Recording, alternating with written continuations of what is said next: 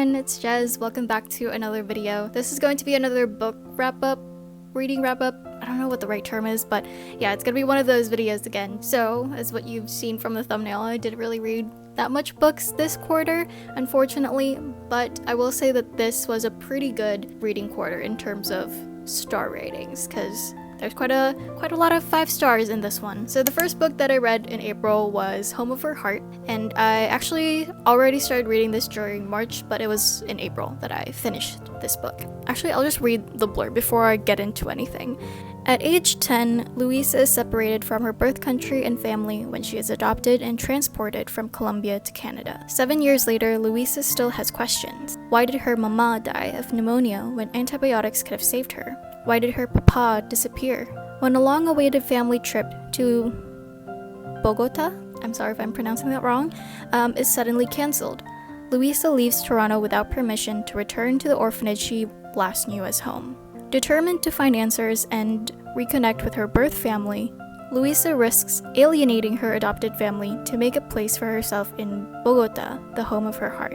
At age 16, Louisa's adopted grandmother, Nana Lottie, flees Nazi Germany through the Kindertransport program, where she comes to England to wait for her parents to rejoin her.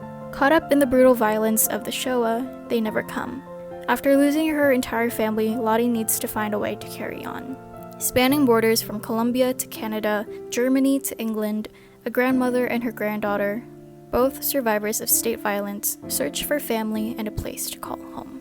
So this story is very emotional, especially when you start getting to read more about the grandmother's story. I think her story is very hard and heartbreaking to read, considering like how young she was at that time and like not really understanding what's going on in the world and like what's happening in like politics and like why stuff is happening. So this is basically like a story about family, finding family, and like adoption. There's a lot of I guess like commentary in regards to adoption through the character of Louisa, since she was 10 years old when she essentially gets separated, I guess, from her home, which is Colombia, and she gets adopted into this family in Canada. So there's this whole thing about like adopting children from like another continent or like another country, and she talks about like how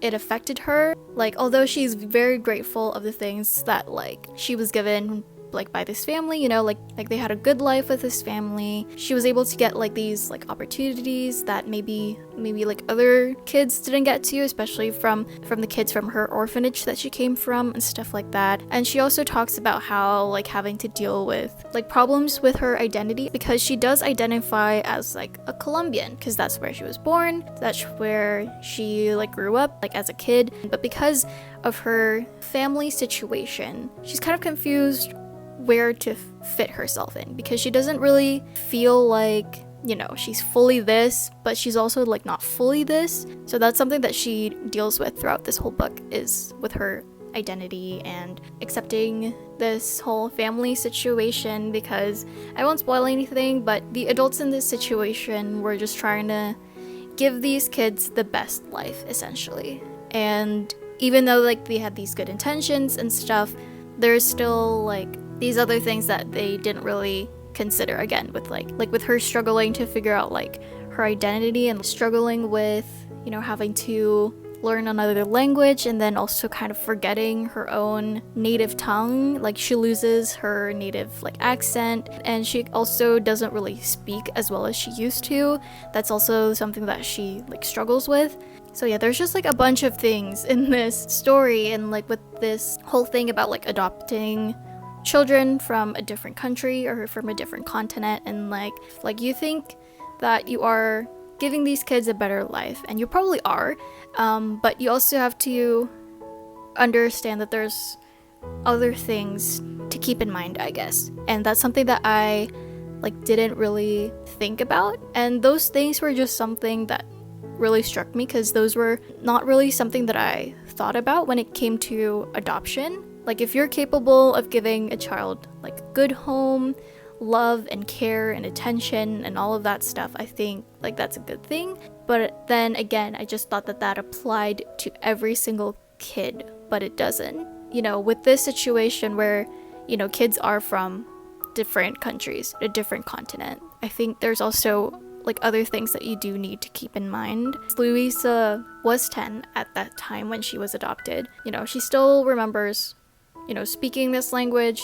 This is where she was from, where she grew up, where she came from, and then being suddenly moved to a different place that she's never been to, doesn't know the language, like that's gonna be really hard for the kid, you know? So yeah, I'm just glad that I got to read this book so that I know that there's like a bunch more other things to consider.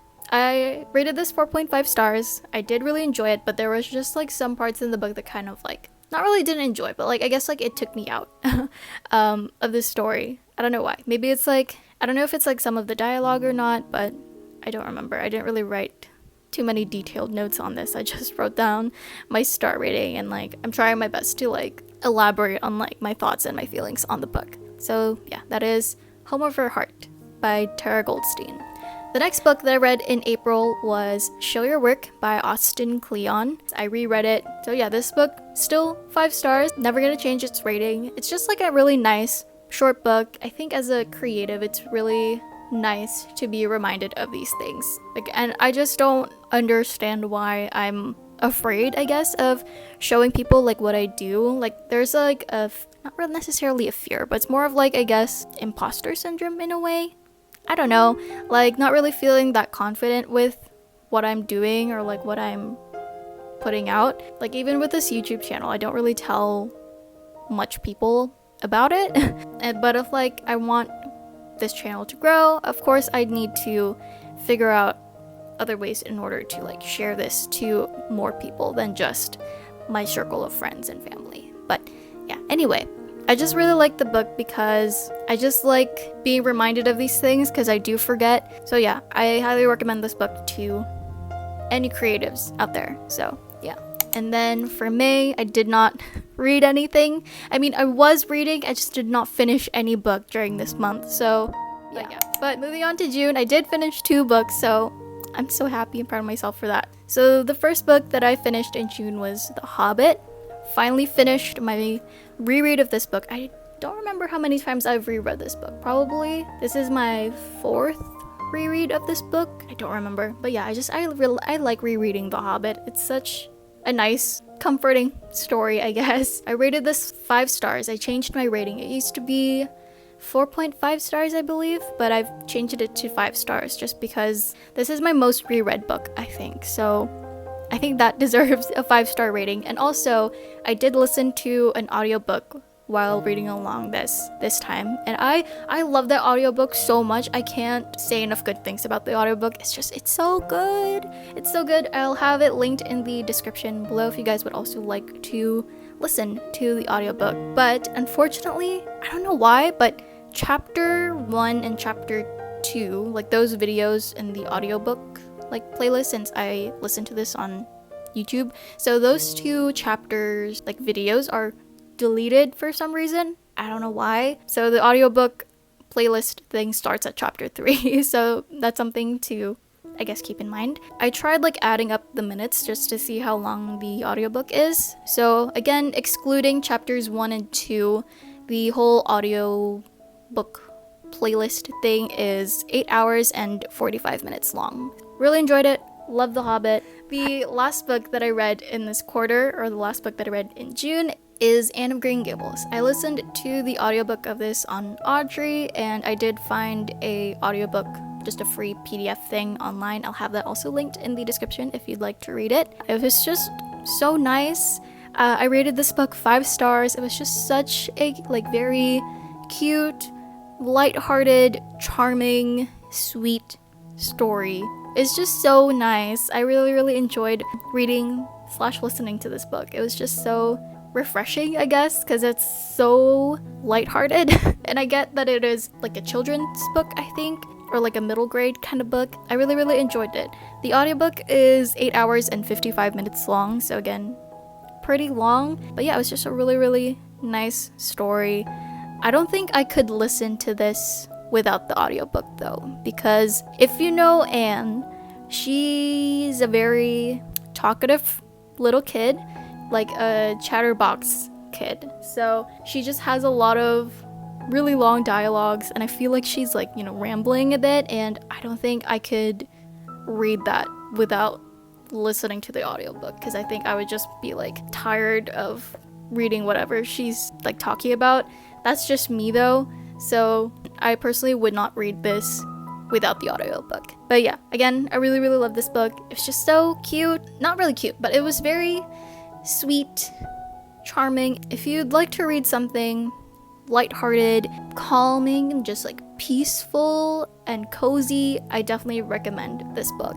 And also, if you are a huge fan of imagery, this book is definitely for you. There's a lot of very beautiful visual imagery. The way that Ellen Montgomery just like describes things is just so beautiful. It's just amazing. A lot of beautiful imagery in this book, and yeah, again, 5 stars. So yeah, so that's it. Those are all the books that I read from April to June. I'll see you guys in another book wrap-up / reading wrap-up video in September.